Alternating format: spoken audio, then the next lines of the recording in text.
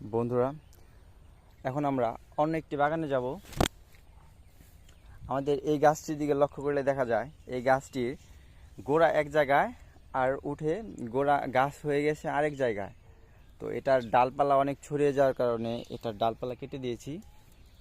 তো আপনারা দেখতে পাচ্ছেন এটা মোটামুটি ভালো পরিমাণে ফুল ফল আশা করা যায়। এগুলা এপ্রিলের শুরুতেই মোটামুটি পেঁপে ভালো পরিমাণে একটা পেঁপে আশা করা যায়। তো মার্চ মাস শেষের দিকে গাছও মোটামুটি ভালোই, মাশাআল্লাহ। তো আমরা এখন অন্য একটি বাগানে যাব বাগান দেখাশোনা করার জন্য। তো দেখি আমাদের অন্য কোনো বাগানে গাছের কি অবস্থা, এমনকি গাছে কীটনাশক প্রয়োগ করতে হবে কিনা সব কিছু দেখাশোনা করতে হবে।